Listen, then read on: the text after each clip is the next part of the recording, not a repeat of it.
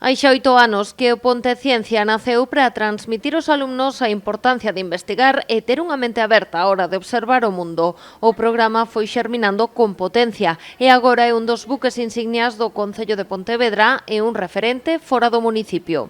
Nestes tempos de pandemias e tamén de fake news, de noticias falsas e cousas así, a investigación debería ocupar un lugar central en todo o que é o proceso educativo, pedagóxico e tamén, incluso, dentro das prioridades políticas, non?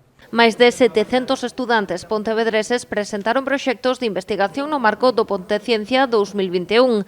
A pandemia non marcou só a programación desta iniciativa, tamén o contido das investigacións presentadas. Este ano hai penso que eran 4 ou 5 investigacións relativas aos microorganismos que hai no aire, no noso entorno. Entón, fixeron alumnos investigacións neste sentido de detección de microorganismos en medios de cultivo.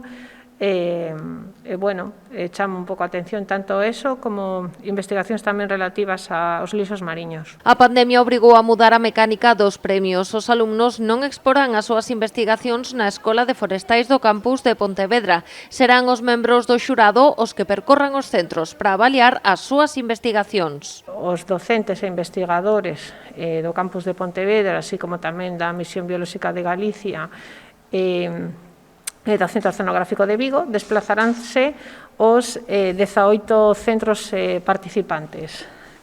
Escoitarán as presentacións orais das súas investigacións e farán as súas correccións. Na edición deste ano participaron 17 colexios de primaria, 22 centros de FP e institutos e 8 familias que presentaron 47 investigacións científicas.